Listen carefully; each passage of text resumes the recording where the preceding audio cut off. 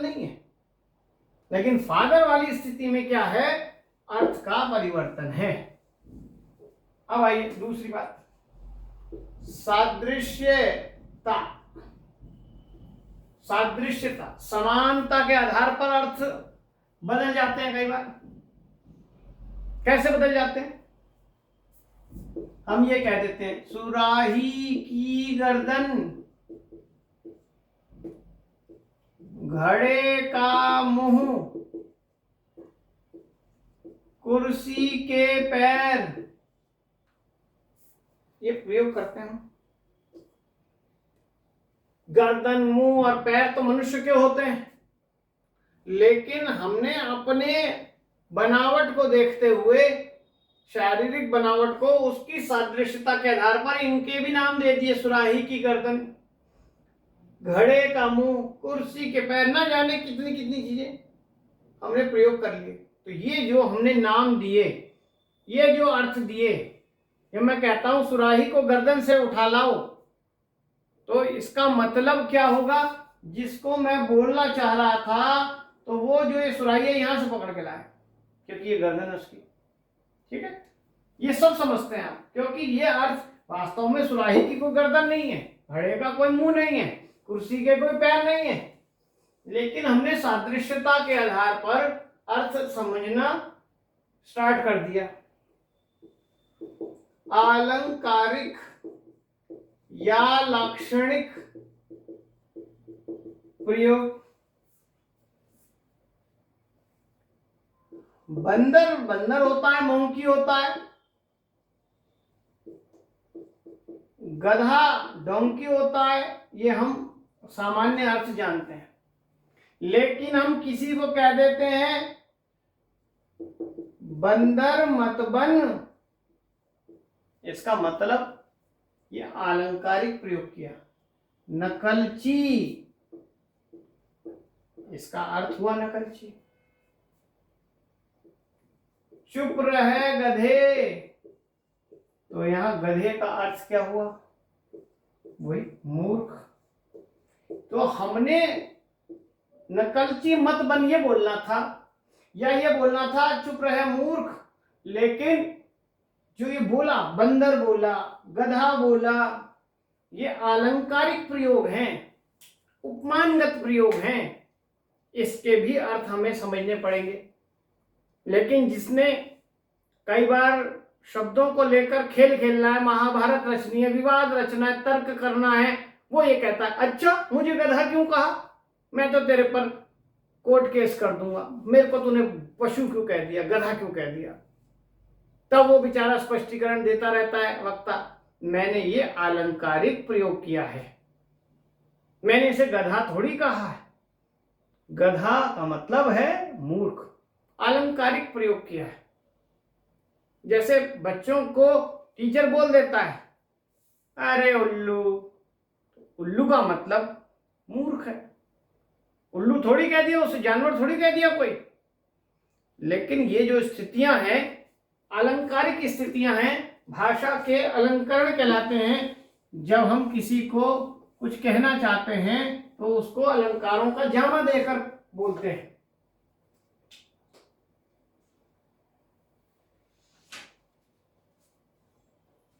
तो सामाजिक स्थिति और भौगोलिक स्थिति, सादृश्यता, अलंकारिकता, और फिर देखें नम्रता प्रदर्शन के आधार पर भी अर्थ बदल जाते हैं। जैसे कोई अपने घर बुलाना चाहे और कहे मेरे गरीब खाने पर आना। अब गरीब खाना, उसका घर गरीब खाना है क्या? नहीं। ये लेकिन ईगो ना झलके कि भाई मेरी कोठी पर आना, मेरे बंगले पर आना, मेरे विला में आना, ये अहंकार है। मेरे गरीब खाने आना, ये नम्रता प्रदर्शन है। कोई कह देता था आप तो अन्नदाता हैं, ये नम्रता के लिए बोला गया, अन्नदाता शब्द। तो ऐसे बहुत सारे शब्द हैं जो जैसे जो हम लगाते रहे, मान्यवर, महोदय, ये सब क्या है? नम्रता प्रदर्शन के लिए दिए गए शब्द हैं।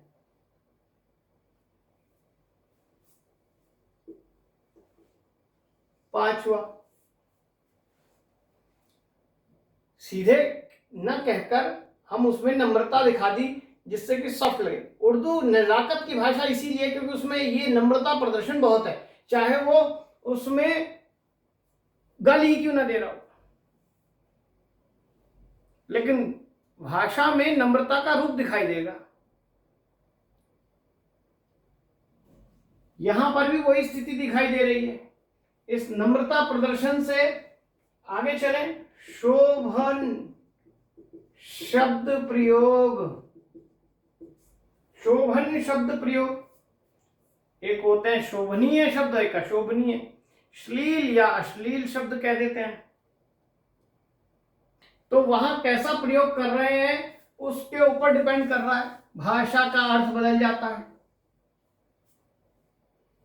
अब किसी देह कर्म में लिप्त स्त्री को कोई रंडीशा कह दे तो ये जो शब्द है कितना अशोभनीय लग रहा है, कानों को चुभ रहा है, देखना भी नहीं चाह रहे हम इसे, सुनना तो दूर की बात है।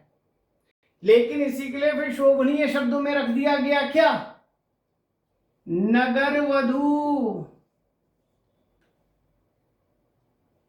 नगर शोभा। खूब आपने पढ़े किताबों के नाम, नगर वैशाली की नगर वधू, नगर शोभा।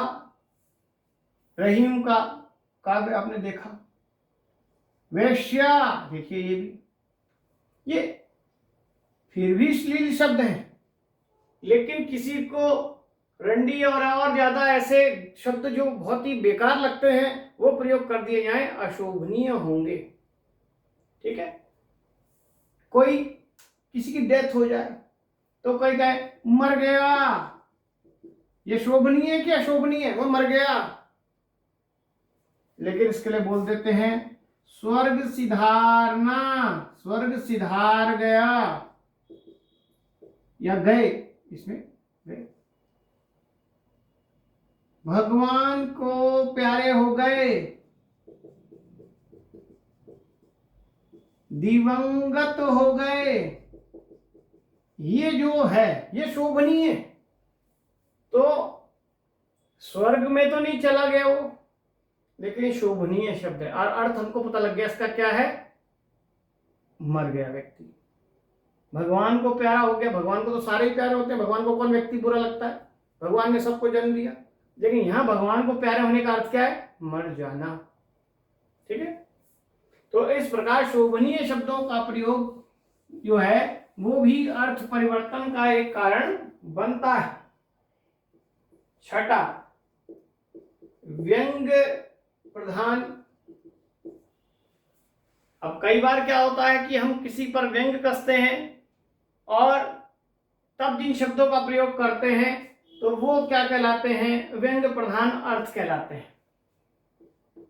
तुम तो लक्ष्मीपति हो, देखिए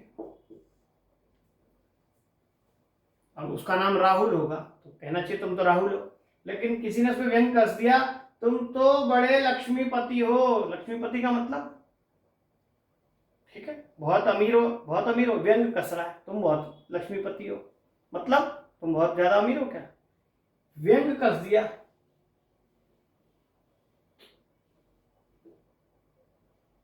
ढेरों, लक्ष्मीपति जैसे शब्द ढेरों प्रयोग कर देते हैं व्यंग कसने के लिए। देश में जयचंदों की कमी नहीं है, ये क्या है? ये व्यंग है किया हुआ।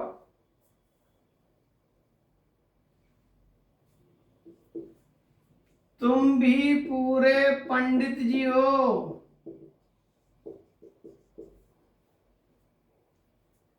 ठीक है, ये पंडित जी हो का मतलब, अब वो पंडित तो नहीं होगा, हो सकता किसी और कास्ट का व्यक्ति हो, लेकिन ये क्या मतलब कि पूरा नित्य कर्म करके ही कोई आगे काम करोगे, सोच विचार के करोगे, तो ये व्यंग कस दिया पंडित जी कहकर। तो ये हो गया व्यंग प्रधान की स्थिति के कारण अर्थ बदलता है। भावावेश की स्थिति, ये भावावेश क्या है?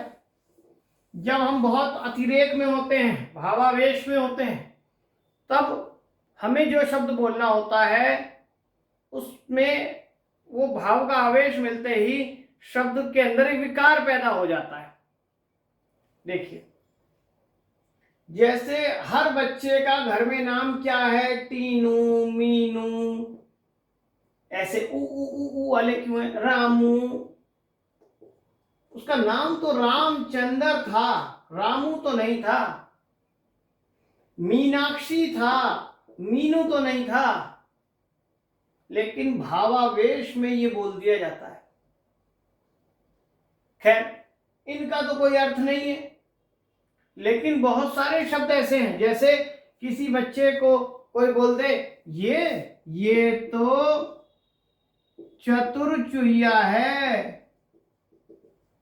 अब वो लड़की चुहिया तो नहीं होगी, लेकिन ये जो चतुर चुहिया शब्द दिया, इसका एक अर्थ क्या हुआ? बहुत चालाक लड़की, ये बताया गया होगा। कोई माँ अपने बच्चे पर बहुत लाड दिखाती है, भावावेश में आ जाती है और बोलती है, ओ मेरे लड्डू गोपाल। अब वो क्या लड्डू गोपाल है क्या? न लड्डू है और न गोपाल है, उसका एक नाम होगा, भावावेश में दे दिया गया। कई प्रेमी प्रेमिकाओं को बातें करते देखा, फिल्मों में भी आया। प्रेमी प्रेमिका एक दूसरे को बोल देते हैं, ओ मेरा बच्चा। ये बच्चा तो कौन होता है? बेबी होता है, बेबी। लेकिन प्रेमी प्रेमिका एक दूसरे को बच्चा कह रहे हैं, ओ मेरा बच्चा। किस आधार पर? उसकी इनोसेंट देखकर, उस पर लाड़ जताते हुए भावावेश में प्रेमी प्रेमिका को या प्रेमिका प्रेमी को बोल देती है। ये सब भावावेश के दिए गए अर्थ हैं। वो बच्चा नहीं है, बहुत अच्छा एडल्ट होगा। विशिष्ट प्रयोग, स्पेशल प्रयोग, कुछ चीजों के अर्थ, कुछ शब्द जो दिए गए हैं वो एक स्पेशल है। अब हमें पता है लड़का जो है वो एक पुल्लिंग है और लड़की एक स्त्रीलिंग शब्द है, लेकिन ये कौन है और ये कौन है, ये दोनों पहचानते हैं। लेकिन शिक्षक, मजदूर, कृषक,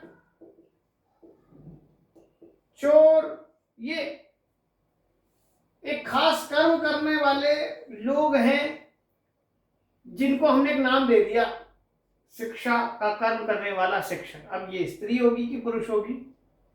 पुरुष होगा, ये नहीं पता। बाद में इसका बना दिया शिक्षिका, कृषक का कुछ, चोर का कुछ, मजदूर का कुछ। पता होगा ना आपको, मजदूर का क्या होता है, कृषक का क्या होता है, चोर का स्त्रीवाची क्या होता है, शिक्षक का तो शिक्षिका होता है। इनका क्या होता है? लेकिन इनका था नहीं कुछ भी, ये थे, ये विशिष्ट प्रयोग किए गए थे कर्म के आधार पर। जैसे कर्म कर रहा है कोई हलवाई, हलवा बनाने का, हलवाई, तो बाद में स्त्रीवाची नाम निकाला, हलवाइन। लेकिन क्या ये सबके स्त्रीवाची रूप होते हैं या केवल एकाध के ही स्त्रीवाची रूप बने, बाकियों के नहीं बने? ये होमवर्क है भी थोड़ा सा है आज, इन तीनों का स्त्रीवाची रूप बताना मुझे। तो विशिष्ट प्रयोग भी हो जाते हैं कर्म के आधार पर। हमने जिसे बाजार जाइए, आप कहते हैं बाजार जाकर सब्जी ले आओ। सब्जी क्या चीज है? बेसिकली सब्जी शब्द है सब्ज, सब्ज मतलब हरा, जो हरे रंग की है, पत्तेदार है, उसे सब्जी कहते हैं। लेकिन आप तो आलू हो, बैंगन हो, टमाटर हो, सबको क्या कह देते हैं? सब्जी। ये विशिष्ट प्रयोग हो गया, किसके लिए? वेजिटेबल के लिए। लेकिन सब्जी सिर्फ हरे वाली थी। ठीक है, अब आइए ये विशिष्ट प्रयोग थे। अज्ञानता के कारण भी अर्थ परिवर्तन होते हैं। ये अज्ञानता के कारण अर्थ परिवर्तन कैसे होते हैं? कुछ चीजों का हमें पता ही नहीं है, प्रयोग ही नहीं पता, हम उसका प्रयोग करते। तो मेरे को ही देखो, मैं पहले कहता था, मुझे ये एक वाक्य था, खुदा न खास्ता, अब मुझे इसका मतलब नहीं पता था क्या है, और मैं काफी समय तक इसका प्रयोग करता रहा अच्छे रूप के लिए। अगर मेरे को बोलना है खुदा, मैं ये कहता था खुदा ना खास्ता मैं पास हो गया, तो एक्चुअली मैं अपने लिए पॉजिटिव बोल रहा था कि मैंने पेपर तो अच्छा नहीं किया लेकिन पास हो गया तो मजा आ जाए। और ये कहना चाहता भगवान अगर ऐसा कर दे तो ठीक है, लेकिन क्या ये यहां प्रयोग होना चाहिए था? ये तो बुरे की स्थिति के लिए प्रयोग होता है, लेकिन मैं ऐसा प्रयोग कर रहा हूं क्योंकि मुझे पता ही नहीं कि ये प्रयोग यहां होना चाहिए कि नहीं होना चाहिए। देखिए, शब्द है फिजूल, फिजूल मतलब व्यर्थ, लेकिन लोग इस फिजूल की जगह शब्द क्या प्रयोग करते हैं? बेफिजूल की बातें मत कर। बेफिजूल तो इसका अपोजिट हो गया, यानी अर्थवान, ये मीनिंग हो गया। पता ही नहीं क्योंकि मुझे इसका मीनिंग क्या था। फिजूल की बातें मत कर ये होना चाहिए था, मैं कहता हूं बेफिजूल की बातें मत कर, तो मैं बिल्कुल उसका अपोजिट बोल रहा हूं क्योंकि मुझे इसका पता ही नहीं कि क्या मतलब होता है। इसलिए अगर आपको किसी शब्द का ध्यान नहीं है, नॉलेज नहीं है, तो आप उसका प्रयोग ना करें। शब्दार्थ की अनिश्चितता,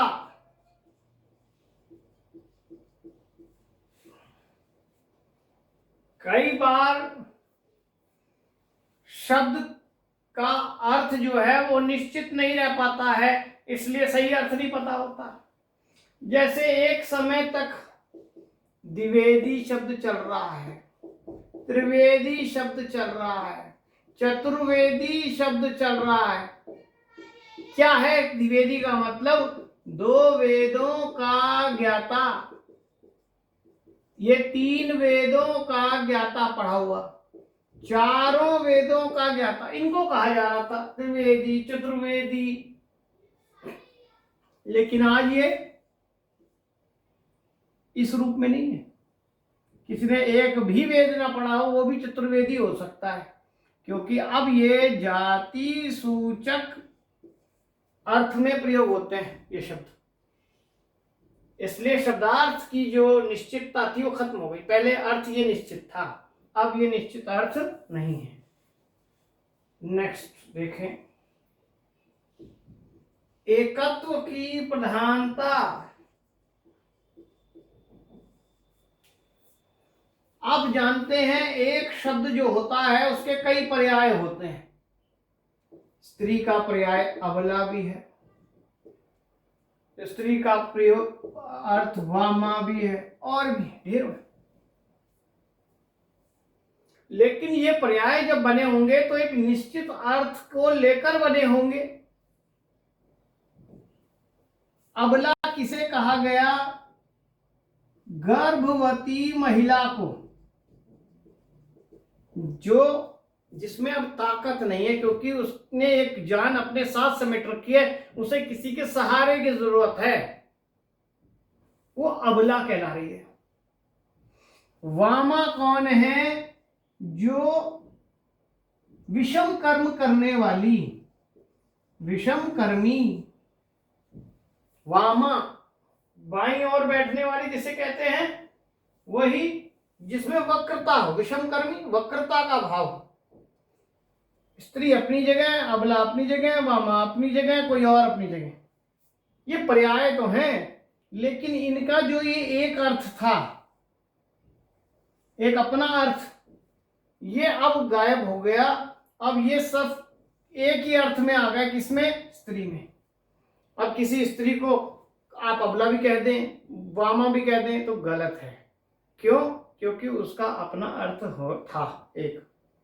ये दोनों एक जैसे दिख रहे हैं लेकिन दोनों एक जैसे नहीं है, क्योंकि ये द्विवेदी, त्रिवेदी, चतुर्वेदी, जाति सूचक पर्याय नहीं है, ये पर्याय हैं, इसलिए दोनों एक जैसे दिख रहे होंगे, एक जैसे मत समझ लेना। तो एकत्व की प्रधानता, ये सारे अर्थ एक में स्त्री में सिमट गए हैं, जबकि स्त्री अलग है, अबला अलग है, वामा अलग है।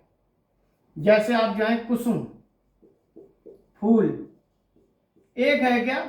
पर्याय हैं, लेकिन कुसुम है अधखिला फूल, फूल है जो पूरी तरह से फूला हुआ है, विकसित है। आइए और बात करें। 11 हमने अभी देखे हैं, 12वां देखें, गौण अर्थ की प्रधानता।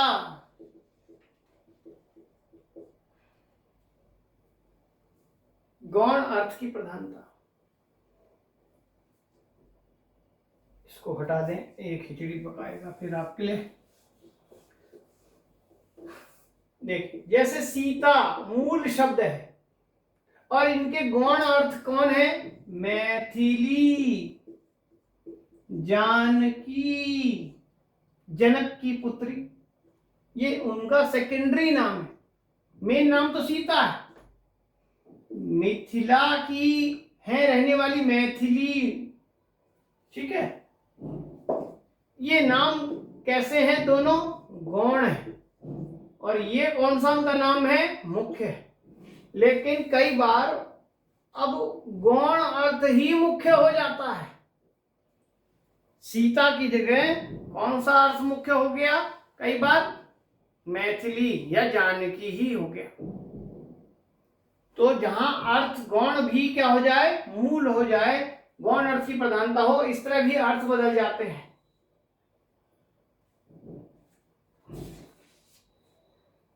पुनरावृत्ति, इससे भी अर्थ बदल जाते हैं कई बार।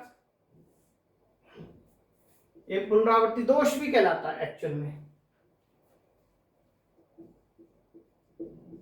सज्जन व्यक्ति कम मिलते हैं, ये कह दिया किसी ने, तो हमने सज्जन का अर्थ ले लिया क्या?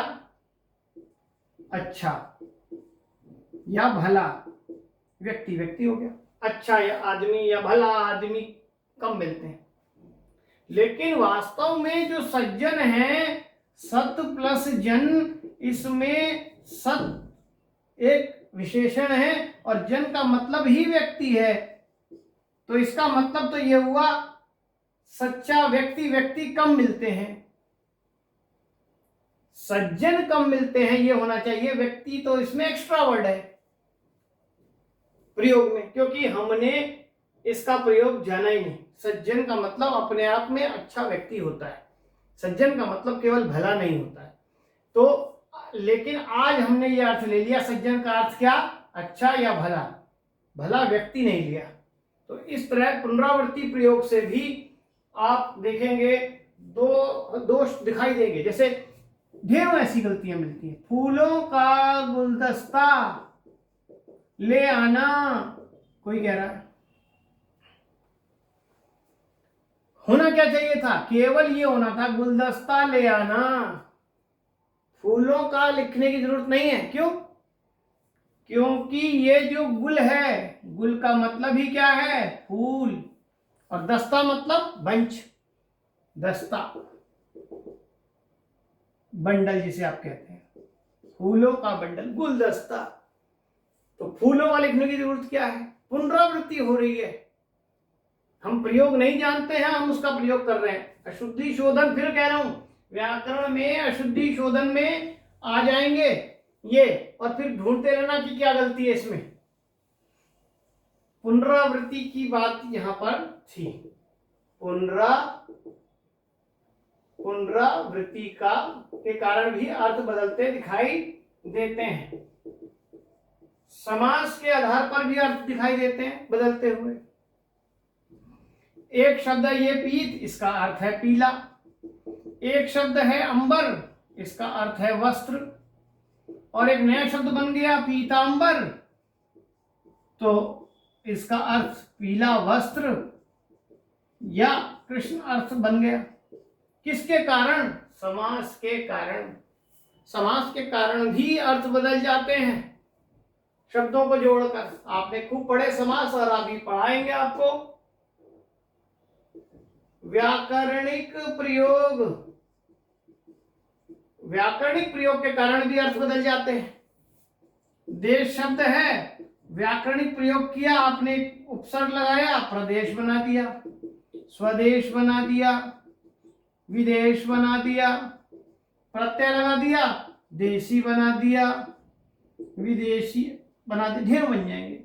ये सब जो अर्थ निकल कर आ रहे हैं, नए शब्द नए अर्थ, ये सब व्याकरणिक प्रयोग के कारण आपके पास दिखाई देते हैं। नेक्स्ट, अत्यधिक प्रयोग। कई बार आप एक शब्द का इतना प्रयोग करते हैं जरूरत से ज्यादा, उसका चाहे कुछ अर्थ न हो, वो उस अर्थ में रूढ़ हो जाता है, या उसका अपना मूल अर्थ छोड़कर वो बिल्कुल ही उसी रूप में रूढ़ हो जाएगा। जैसे बाबू, बाबू शब्द पहली बार आया, जब बाबू किसे कहते हैं? बाबू का प्रयोग अब दुनिया भर में नए नए रूपों में प्रयोग होता है। पढ़े लिखे को बाबू कहते थे। निबंध भी लिखा भारतीय हिंदू युग में किसी ने कि पढ़े लिखे सो बाबू होए, बाबू कह रहे हैं उसे। लेकिन आज बाबू किसे कह रहे हैं? क्लर्क को कह रहे हैं। बड़ा बाबू तो यूडीसी हो गया, छोटा बाबू एलडीसी हो गया।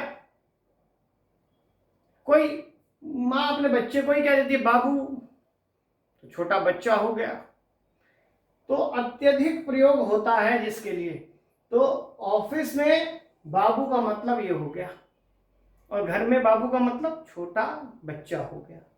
जहां जिस शब्द का प्रयोग एक खास अर्थ में ज्यादातर होने लग जाए, उससे क्या होता है? उससे भी अर्थ परिवर्तन आ जाता है। बाबू का जो अर्थ था पढ़ा लिखा, वो तो कॉन्सेप्ट खत्म हो गया।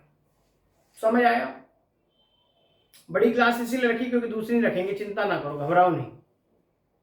इसे उतार लो अच्छे से, अर्थ विज्ञान को अपने अंदर। जितनी बातें परिभाषा की हमने की, इसकी दिशाओं की बात की, अर्थ की कितनी दिशाएं हैं, भारतीय मत जो 8 हैं अर्थ के मानने वाले, पाश्चात्य के जो 3 मत हैं, प्रदर्शन, अनुवाद और उसकी व्याख्या। और इधर पर हमने फिर देखा क्या? अर्थ की दिशाएं और अर्थ परिवर्तन। ये सारी चीजें, कोई एक क्वेश्चन आराम से आ जाएगा किसी भी लेवल पर, कम से कम है। इसलिए बहुत इंपॉर्टेंट थी क्लास। ठीक है, आज की भी।